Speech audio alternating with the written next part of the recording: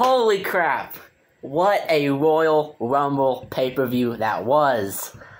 Especially that ending. That ending, that just makes me pumped for Elimination Chamber and WrestleMania. Good storytelling. This is better than any shit Vince has ever done. So yeah, the 2023 Royal Rumble was amazing. So the first match to kick off the night was the 30-man Royal Rumble match. The number one entrant was the Intercontinental Champion. I know it's Gunther, but I say Gunther because Gunther sounds more better. So it really doesn't matter. The Intercontinental Champion. And number two was the Celtic Warrior. The man who turned 45 today. Sheamus. Man, I can't believe Sheamus is that old. Number two. Them two had the one of the two 5-star matches of 2022. So yeah, Sheamus and Gunther, Gunther's time is going to come into play at the end. Mm-hmm. He was phenomenal in this match. So, Gunther and Sheamus, number 1 and 2. Number 3 was The Miz, and he didn't last long. Poor Miz. Number 4 was Kofi Kingston. Number 5 was Johnny Gargano, who was injured, but he said he wasn't going to make it to Royal Rumble. But yes, he ended up making it. Number 6 was Xavier Woods. Number 7 was Karrion Kross. Number 8 was Chad Gable. Number 9 was Drew McIntyre. 2020 Rumble winner. Number 10 was Santos Escobar. Number 11 was the one half of the Street Profits, Angelo Dawkins. Number 12 was the Beast, Brock Lesnar. 2-time Rumble winner. Came in Brock Lesnar giving everyone Germans. The Brock and Gunther stare down, which everyone was wanting them two to stare down. Mm-hmm. Number 14 was Baron Corbin, and Bobby Lashley had eliminated Brock Lesnar, and then Brock Lesnar attacked Corbin and gave him an F5 on the outside before Corbin could get in the ring. Poor Corbin. And Baron Corbin only lasting 6 seconds in this match, after he was eliminated by the number 15 entrant, Seth frickin' Rollins. Mm-hmm. Number 16 was Otis. Number 17 was Rey Mysterio. Now, Rey Mysterio's music would hit, but he wasn't there. Nope. So then they just went on. And the number 18th entrant was Dominic Mysterio. And Dominic Mysterio would come out wearing Rey's mask. So we know what happened to Rey. Yes. So, and number 19 was Elias. Elias only lasting 39 seconds, so yeah, he didn't last long. Number 20 was Finn Balor. And the number 21 entrant was a surprise entrant. We knew he was at the pay-per-view, we just didn't know if he was going to be in it or not. Mm-hmm. The 5-time WCW champion, Booker T. And Booker T didn't last long either. Gave a spin and Rooney, and then he was eliminated. Yeah. 22 was Damian Priest. Number 22 was Damian Priest. 23 was Montez Ford. And number 24 was the returning Edge. Yep. Who he had not seen since October. After Extreme Rules. A great match with Finn Balor, by the way. So, and then Edge would come in. He eliminated Damian Priest, eliminated Finn Balor, and he was going to eliminate Dominic, but Finn Balor and Damian Priest would jump Edge, pulling Edge out, eliminating Edge, and saving Dominic in the match. And then Edge would brawl with Priest and Balor up on the ramp. And then when they got to the top, Rhea Ripley would attack Edge. And then behind Rhea Ripley was the returning Beth Phoenix. Mm-hmm. So yeah, Beth Phoenix gave Rhea Ripley a spear up there, and then that was the end of that. Mm-hmm. Number 25 was Austin Theory. Number 26 was the Big Omos. Number 27 was Braun Strowman. Number 28 was Ricochet. Everybody's probably like number 28. There's a surprise entry, but it was Ricochet. Mm-hmm. Yeah, so. And number 29 was, oh my god, this man should have never been in the final with Cody Rhodes and Gunther. And I feel bad for Seth Rollins. Yeah. Number 29 was Logan Paul. And Logan Paul faced Roman Reigns back in November. Logan Paul got injured, so yeah, that was good. Seeing him not on television while it lasted. Mm-hmm. And the number 30 entrant, which everyone know who was going to be the number 30 entrant because he hadn't entered the match yet. Yeah. The number 30 entrant is the American Nightmare, Cody Rhodes.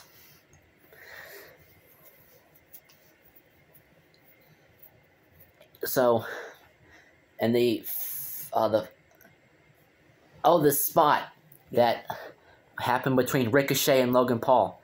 Okay, so Ricochet and Logan Paul were both on the apron, and they both would jump at the same time, jumping at each other and like colliding with each other in midair. So the crowd ate that shit up. So then, Strowman will get eliminated, then Ricochet, and then the final four were Cody Rhodes, Gunther, Seth Rollins, and Logan Paul. Mm-hmm. Logan Paul was not in the ring after that spot. And then he would come back in, and he would eliminate Seth Rollins. Yeah. Like, what? We all thought Cody Rhodes was going to eliminate Seth Rollins or something. I thought Rollins and Cody would be the final two, knowing their history from last year. Yeah, so I thought that was a big bullshit moment, but I'm glad that Cody Rhodes eliminated Logan Paul. After giving him the crossroads. So the final two was the number 1 entrant, Gunther, and the number 30 entrant, Cody Rhodes. First time those two were the last two. And Cody Rhodes and Gunther put on a good little match as the final two. Cody Rhodes would hit a crossroads on Gunther, and then Cody Rhodes would clothesline Gunther out of the ring, and your winner of the 2023 Royal Rumble and who is going to WrestleMania 39, Cody Rhodes. As you guys seen in my predictions video for this, I also picked Cody Rhodes, so that's 1-0 on my predictions. Everybody picked Cody Rhodes. So yeah, so it was either Cody Rhodes or, well, The Rock, but we all know that didn't happen. Yeah. So yeah, Cody Rhodes is going to WrestleMania, and he point at sign, the fireworks will go off, and then that was it of the 30-man Rumble match. The next match, I forgot, it was an okay Royal Rumble match. I mean, except for the lack of surprise entrances, but... Well, it was better than last year with Brock Lesnar winning. Yeah, it was better. It was better than that, but everyone was like, Randy Orton's coming, or The Rock's going to be in it. Oh, Stone Cold's going to be number 30. Or, Zack Ryder was another. Matt Cardona was another rumored entrant. Yeah, and also there was a rumor that New Japan Pro Wrestling's Jay White was going to be in it. Switchblade Jay White. Yeah, which I thought was going to happen, but no. Of course, we all know he's going to AEW, so. Yeah. So the next match was the Pitch Black match between Bray Wyatt and L.A. Knight. Presented by one of the sponsors for the event, Mountain Dew Pitch Black. Available only for a limited time. Which we were looking for today, and we couldn't find it. Yeah, we looked for it all day. We couldn't find it. We were going to drink a few during the Rumble, but we couldn't find it. So looked at Kroger and Walmart. Yeah. So this match was pretty. It was pretty cool, actually. LA Knight had a glow up gear. Bray Wyatt had some glow in the dark face paint. I really like Bray Wyatt's. It looked like he had a mask on, but face paint or it looked to me like a mask, but I think it was face paint. But he looked absolutely good. So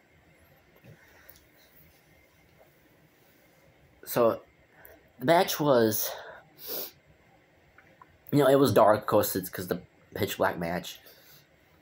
They had the Mountain Dew Pitch Black logo on the canvas and then around the ring and stuff like that. I don't think Bray Wyatt likes to wrestle with the lights on. I think because we had that god awful red lighting during his Fiend matches. So yeah, I think they use the dark lights because it brings more mystique to Bray Wyatt's character. Mm-hmm. And this match was good. Mm-hmm. LA Knight and Bray Wyatt ended up going through the announce table, and a bunch of green stuff came out of the announce table. Mm-hmm. Bray Wyatt, LA Knight would hit Bray Wyatt with the kendo stick a few times. And in the ending, Bray Wyatt would hit his sister Abigail on LA Knight, winning the match, thus for beating LA Knight. And as you also see in the predictions, I also picked Bray Wyatt, so that's 2-0. 2-0.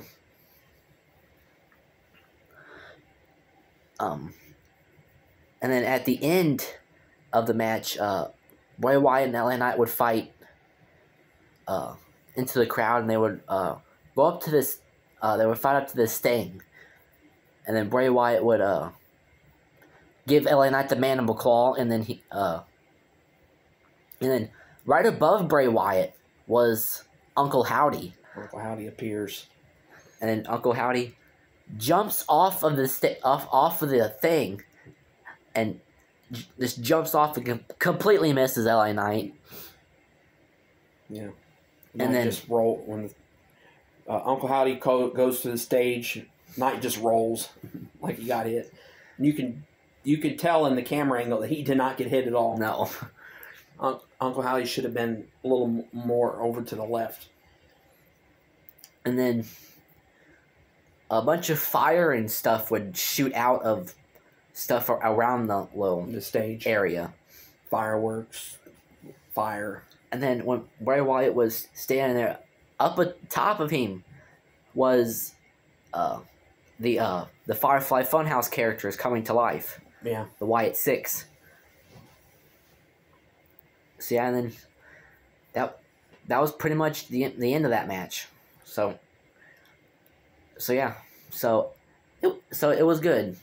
Yeah. Bray Wyatt's he outside of Undertaker and Kane, he's like, when it comes to creative and all the mystique and stuff, no one does it better than Bray Wyatt.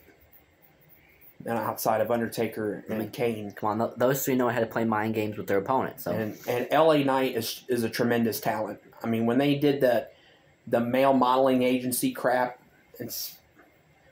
I'm glad Triple H took over and changed that. I mean, Vince knew LA Knight was better than that. He just likes to give superstars stupid gimmicks and make fun of them. But LA Knight is a great talent, and many compare him to The Rock about his voice. And a little fun fact, he actually does the motion capture, or he used to, for the WWE video games. So yeah, that's a little fun fact. Yeah, I think Bray Wyatt was a good dancing partner for LA Knight in his first big-time opportunity on the main roster. And I don't think it's over between these two. I think it's still going to keep going.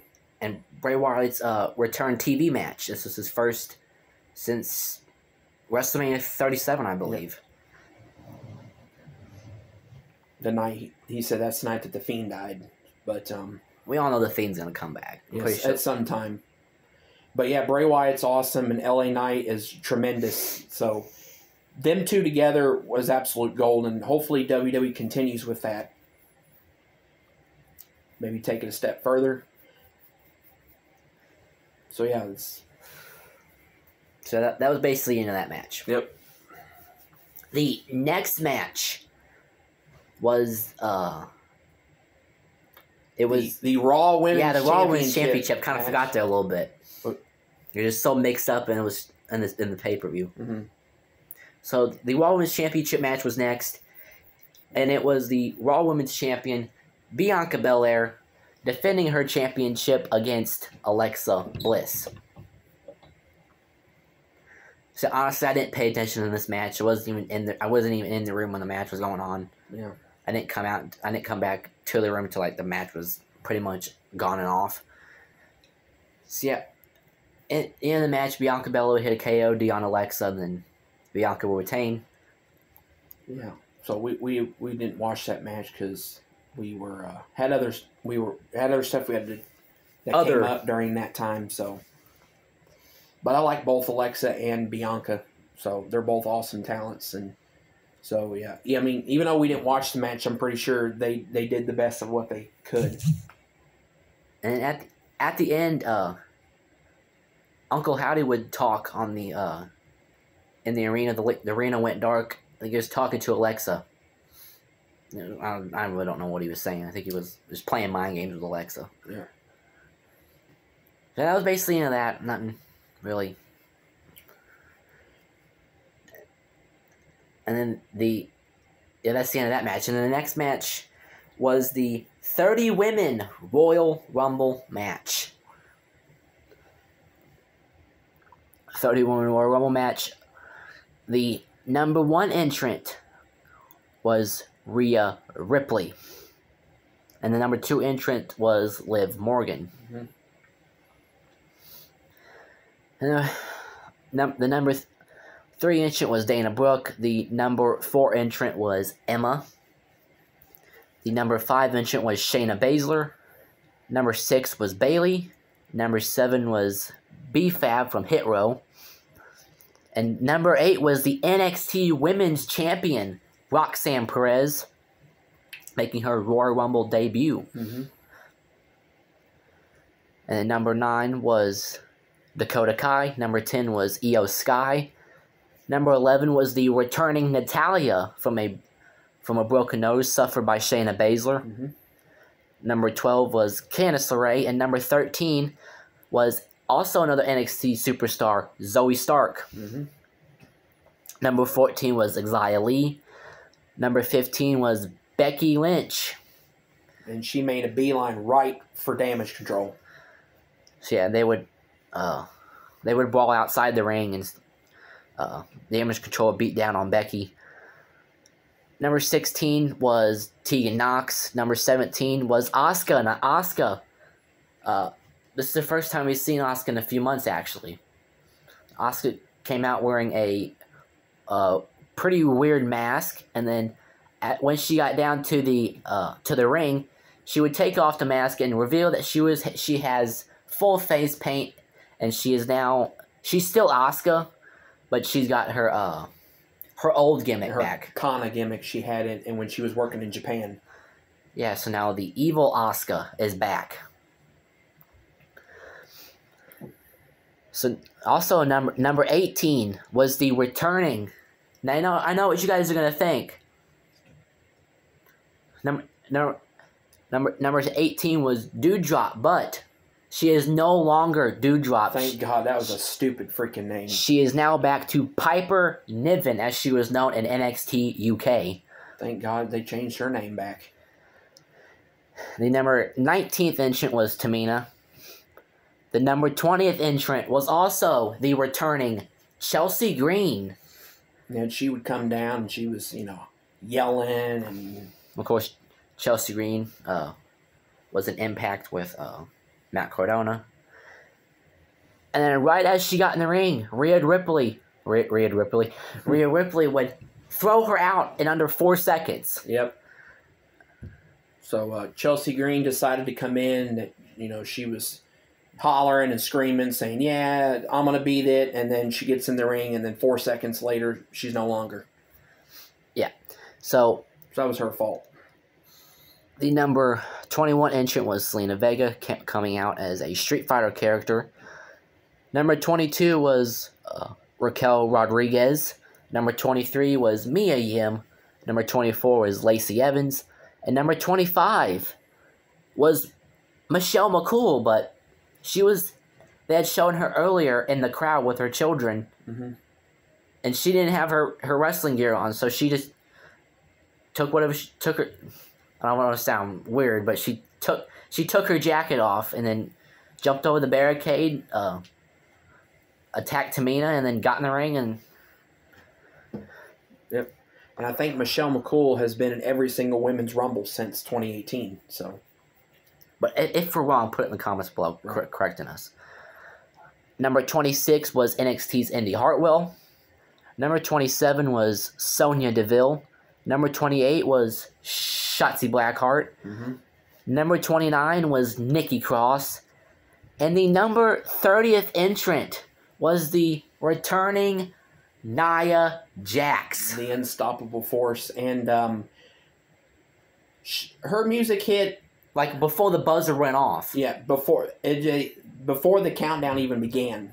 So they basically just ruined the countdown. Yeah. And the more surprise. Yeah. So yeah, Nia Jax is back. Yeah, she was released. She got in the ring, and all the women surrounded her, and she's like, calling them, "You bitches! I'm gonna take y'all out, and I'm gonna win this match. I'm back."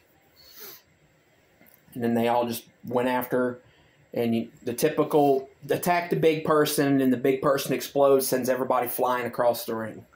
So yeah, and then all the women in the match would getting up to eliminate Nia Jax. 11 people it took to eliminate Nia Jax.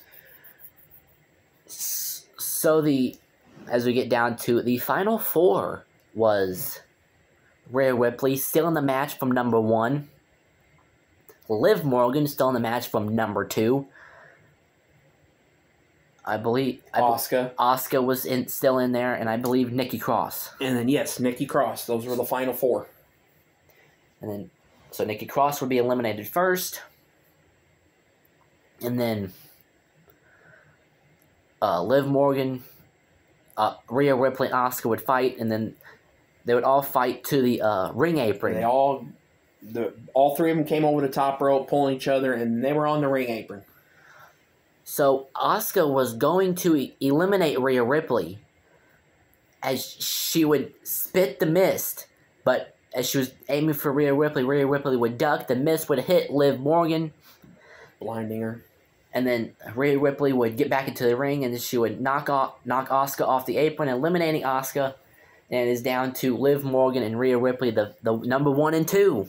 The third time in Rumble history that's happened. And Liv Morgan was trying to throw Rhea Ripley off the apron. She couldn't see. Rhea Ripley was dangling on the ropes. She was almost out. But then Rhea Ripley used her legs and grabbed Liv by the neck, and then she would pretty much just flip her Karana out of the ring. And then Liv Morgan would hit the mat, and then the winner of the 2023 Women's Royal Rumble is Rhea Ripley. So she's heading to WrestleMania to fight for one of the women's titles. So yeah, and as you also see in the predictions, I also picked Rhea Ripley, so that's 3-0. 3-0 so far. And the main event, wasn't it? Yep, well, they had that little thing by Hardy, which we didn't pay attention to. Yeah, I've never even heard of this dude. Yeah. So, and then it is now time for the most anticipated match of the pay-per-view. Well, that was the Royal Rumble match, but this was the second most anticipated match. Outside of the Rumble matches, this was the match everybody had their eyes on. It was the undisputed Universal Championship match when the Universal Champion Roman Reigns with Paul Heyman and Sami Zayn. Roman Reigns took on Kevin Owens. On the kickoff show, he told the Usos, "You stay back here, Sammy. You're with me. You're going to be by my side the entire time." And then, Roman and Kevin Owens, nothing. It wasn't good. It was okay. And it wasn't bad, but had some good points in the match. Yes, the ending, which we're going to get into here in a minute. So, at the end of the match, the referee gets knocked down, which usually happens during every big match. And then, Roman Reigns would yell for Sami Zayn to get him a chair. Yeah. And Sami Zayn was looking for a chair, and then Sami Zayn finally pulls out a chair and hands it to Roman Reigns. It took a little too long. Yeah. And then Roman was going to use the chair on Owens, and Owens says, "I don't think so," and gives Roman the stunner. But the referee's knocked down. And the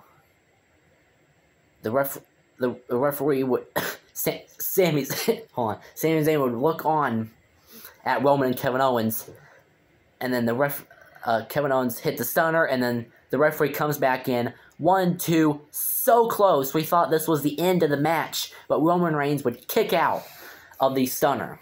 Yeah. Tommy was watching that match with us. Yes, Tommy was here. He's not with us right now because he didn't. It's like we're filming this at midnight, so and Tommy's up at up in his house. So yeah. But Tommy did watch that match with us. Yes, Tommy did watch it, even though he doesn't like Kevin Owens, and he's not a Kevin Owens he fan. doesn't like Roman. He just hates. He's just tired of the tribal chief character thing. Oh, we also got to mention Roman Reigns speared Kevin Owens to the barricade as Kevin Owens was crawling to Sami Zayn, but looking like Kevin Owens was wanting Sami's help, but he gets speared to the barricade. Yeah, Sami was telling Owens, "What are you doing? Just stay down." And then they would go over to where Sami and Paul was, and then they go to the steel steps, and then Roman Reigns would take Kevin Owens and he would slam his head. Was it twice? Twice into the steps. Twice. The back of his head into the steps looked brutal. And then commentary Michael Cole, who does a fantastic job. I usually wasn't a big Michael Cole fan, but here in the last couple years, it's better without Vince screaming in his ear telling him what to do and say. Cole was like, "Stop the damn match, ref," or I think it was Corey, but one of them was hollering, "Stop the damn match!" Oh, we also forgot to mention, as the pay-per-view is starting, the return of Pat McAfee. Oh yeah, Pat McAfee was on commentary. When Pat McAfee was in NXT and he was doing the thing with Adam Cole, I'm like, why is he here? He doesn't know nothing. He should just go back to football. But commentary, I love Pat McAfee. I hated him, but now I love him. His commentary is awesome. I used to hate the dude so much. I just wanted Adam Cole to beat the hell out of him. But now since Adam Cole's gone and McAfee's on commentary now, McAfee could put on a good showing when he's wrestling too. His match against Theory at WrestleMania and his match against Corbin at SummerSlam. There's a lot of people that come in and you're like, yeah, I don't understand why they're here. And then after a while you're like, all right, I get it. Pat McAfee has done that. So I respect Pat McAfee now because him and Michael Cole are commentary gold together. They're like the second coming of JR and King. And if you don't like what we said, don't put in the comments trashing us because we said that. So yeah, I mean Jim Ross and Jerry Lawler are always going to be the greatest announcer pair ever. I mean, come on, no one could top Jim Ross's calling of all of his all the times he's called some of the greatest moments in history. Yeah. So So enough with the commentary team. Back to the ending. So yeah, Roman Reigns would hit a spear, and he would go to 1-2, and then Kevin Owens would kick out again. And Sami and Paul are at ringside. They're like, even Roman, you could see the look on his face, like he was second guessing himself. Also, Kevin Owens almost. And also in the match, Kevin Owens was going for that. You know how he stands on the second rope and then he jumps and he turns back and Like then he's going to do the moonsault. yeah, but then he slipped off the top rope. Yeah. And fell. And you could see Roman kind of roll over, to kind of catch him, But and then he did it, but then Roman would move out of the way like scheduled plan. Yeah. Then the ending match, Roman Reigns hits another spear, and he covers Kevin Owens, and Roman Reigns retains the title. Roman Reigns retains the title. Historic reign continues. But now we're going to get into, to me, one of the greatest pay-per-view endings ever. Also, how long is the reign going to last? We'll find out and see. So the ending of the pay-per-view. So the Usos and Solo Sikoa would come down. Mm-hmm. Sami Zayn would get in the ring and Paul Heyman would get in the ring. And then they would, the Usos would. One of the Usos had the what do you call the things in Hawaii when you put it around your neck. Yeah, so they were going to go put it on Sami, but Roman says, hold on. Because you remember on Raw runs, you got one last test. Well, here comes the test. He's like, don't put that on him. He's got this last test he has to pass first. And they would, Heyman pulls out two handcuffs. 2 pairs of handcuffs. And Roman Reigns would handcuff Kevin Owens to the ropes. Yeah, him and the Usos handcuffed to the ropes, and then the Usos would give Kevin Owens a bunch of super kicks. Yep. Give him a bunch of super kicks, and then Roman was going to hit Kevin Owens with a chair and finish him off. But Sami Zayn, as Roman was going to swing, Sami Zayn steps in front of the chair and tells Roman, "No, you don't need to do this. You're better than this. This is not who you are. And you've already beat Owens. You've already suffered enough. Just let him be." And Roman says, "You know what? You're right. I don't have to do this. You are." And then he gives Sami Zayn the chair, and he was wanting Sami Zayn to finish Kevin Owens once and for all. And Sami was like, Sami didn't want to do it. Hesitating a lot. He was like, "I don't want to do this." And Roman got in his face and started shoving him like, Roman Reigns. Oh, and I forgot to mention that before he was telling Sami, Roman was shouting at Kevin, said, "Sammy's our blood. He's our family. I love Sami. You disrespect Sami. You disrespect the bloodline." So yeah, he goes to shove Sami, and he tells Sami Zayn was not having it. So Roman turns, keeps yelling at Kevin Owens, and Evan, what happens next? Sami Zayn does the unthinkable and whacks Roman Reigns in the back with the steel chair, and the crowd went apeshit. The crowd ate that up. That was the loudest crowd reaction of the entire night. If you're wearing headphones, that probably would have injured your freaking hearing. Yeah. When he hit Roman with that chair, back to the chair to Roman's back, the crowd, all 51,000 of those fans went nuts. That one of the greatest ovations anyone's ever given. And Roman's fallen. Paul Heyman, who I love Paul Heyman, that look of shock on Heyman's face. He's like, "Oh my God." And the Uso and Jay was losing. He was like, "Why'd you do that? That's my family. What are you doing?" The Usos, I think Jimmy would super kick Sami Zayn, and then Jimmy Uso would beat down on Sami. And Solo joined in. Giving Sami the spike. Roman. Yeah, he hits a Samoan spike on Sami. And then Roman would take the chair. He would take the chair and he would beat Sami Zayn down with it. And then he'd grab Sami Zayn, ripping his honorary Uso shirt off. Wait, hang on. You forgot. They beat down. So Jimmy gives the super kicks. And then Solo hits the spike. Roman's beat down on him. And now they look to Jimmy. And like, all right, now it's your turn. And Jimmy's standing in the corner. Jimmy's like, why? Like, why are we doing this? I thought we loved Sami. Yeah, and then Jay's like, I can't take this. He rolls out. And Jey Uso walks out on the tribal chief. Jey Uso had enough. And he did not like it. Roman was absolutely livid. He's like, "What are you doing? Come back here. You're going to walk out on your family?" And Jey Uso just like, I'm leaving. I'm not doing this no more. I can't do it. I can't hurt Sammy. Yeah.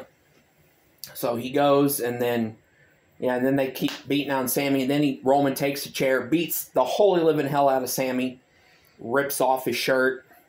Sami Zayn's out. Sami Zayn is just lying there with Kevin Owens is still handcuffed And then sitting on the mat. Kevin Owens is mad at Roman. and then Roman took the flowers off the necklace, and he just started throwing it all over Sammy. You know, like rest in peace, Sammy Uso, basically. Yeah. And the crowd,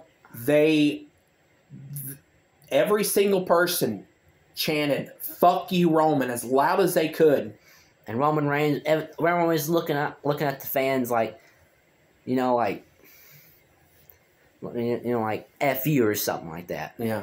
And they all walk up the stage, and they would all stand there with Sami Zayn out cold and Kevin Owens. He's still handcuffed, and they would stand on the ramp in the little Royal Rumble pay-per-view logo at the corner, and that was the end.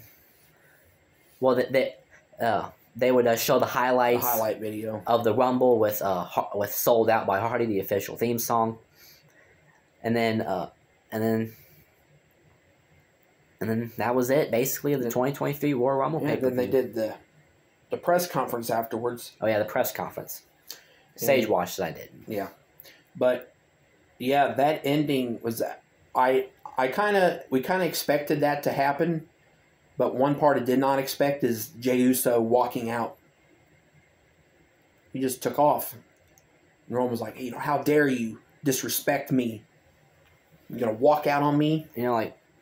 What we need to wonder is, how is the rest of this going to unfold? The Usos are still the tag champs. Mm-hmm. Are they gonna lose the championship before WrestleMania, or just what's gonna happen? We're just gonna have to wait and find out in the next coming weeks. Because there's two separate tournaments. One to crown Raw #1 contenders, and then the Usos are going to be defending both championships in separate matches. We want to know what's going to happen. Is Jey Uso, not going to be focused on those matches? He's going to be focused on what they did to Sammy? And, are they going to lose it before WrestleMania? Who knows? Yeah, so, Jey Uso was overcome with emotion. Because at the beginning of the storyline, everyone loved Sammy, but Jey just didn't accept it. But then they started, Jey started accepting Sammy more. And now that they all turn on Sammy, Jey just does know, because he come to love Sammy, thought of him as a brother, and now that he hit Roman and then they beat him down, so I don't know how it's going to play off with Jey, but yeah, the crowd reaction to the Sammy's chair shot to Roman and them chanting "Fuck you, Roman."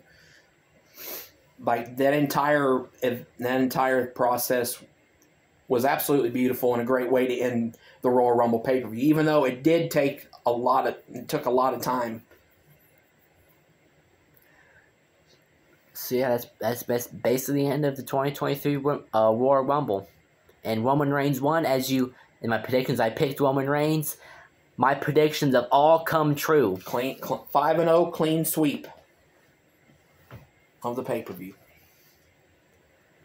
So yeah, that pretty much does it for January. Yeah. So yeah, pretty much. I also got some announcements to announce. So Friday, February 3rd, I believe. Friday's the 3rd, right? Yeah, this coming Friday is the 3rd. Friday the 3rd will be as you know, the next main pay-per-view is Elimination Chamber, but that's not until February 18th, I think. Yes, from the Bell Center in Montreal, the first pay-per-view from Montreal since 2009's Breaking Point. Yeah, so if you guys watch NXT every Tuesday night, you would know that Saturday, February 4th is NXT TakeOver Vengeance Day. NXT's back on the road from the Spectrum Center in Charlotte, North Carolina. Yes, so Friday, the 3rd will be I'll be uploading my NXT TakeOver Vengeance Day predictions. Great matches, especially Braun Breaker and Grayson Waller, the cage match for the title. Perez, Doolin, and Jane in their triple threat match, and Evan will go all over that this coming Friday. Dijak and Wesley for the North American Championship. The 2 out of 3 Falls match between Apollo Crews and Carmelo Hayes. Yeah, I think so. And then there's the Fatal 4-Way match. We know 3 of the teams. The other team will be decided on Tuesday's NXT. New Day, Pretty Deadly, and I think Gallus, and then the next team that will be determined on Tuesday. Mm-hmm. And a lot of great videos coming up. Elimination Chamber 2014 review will be out before Chamber. No Way Out 2003 review will be out before Chamber. And so, yeah, so that's basically it. That's coming up. Yeah. So next stop, Vengeance Day, next Saturday. So that's pretty much gonna do it for this video. Yeah. So don't forget to like, comment, subscribe, follow me on everything at Evans Wrestling and Other Randomness, and follow me at Instagram and Twitter at Evans Wrestling and Other Randomness too. And if you guys want to, go follow this one. Go follow Sage Savage on Twitter and 20 Sage Savage. Yeah. And it's called Savage MMA and Other Things. Wrestling, MMA, NASCAR, whatever I want to put on there, it's on there. So he's got Twitter. Check him out on Facebook. Well, not Facebook. Don't do that. Well, I do have an MMA group on Facebook. Yes, MMA fans out there want to know about MMA? UFC, Bellator fans on Facebook. So yeah. And I'm going to be starting doing some videos on my YouTube. I just bought a camera. Camera has been bought today. Yeah, so Sage's gonna be on the YouTube too. Yeah. So yeah. So that's pretty much getting it for this video. Already said everything that needs to be said. So also got a video coming out tomorrow. I'm not gonna say what that is. I'm gonna leave it a surprise. Surprise video. So be ready. I got a whole schedule from tomorrow night to next Monday night. All those videos will be coming to you guys. Don't miss out on them. Gonna be busy. Getting on the grind on this YouTube thing. I'm starting to get into it more. And don't forget, the Royal Rumble 2002 pay-per-view review is also on YouTube. Yes. Predictions are up. 2 videos that I uploaded today. My top 10 favorite WWE pay-per-views of all time and my top 10 favorite Intercontinental Champions of all time. Go check those videos out. So that's going to do it for this video. And see you guys tomorrow in the special surprise video. All right, we'll catch you later.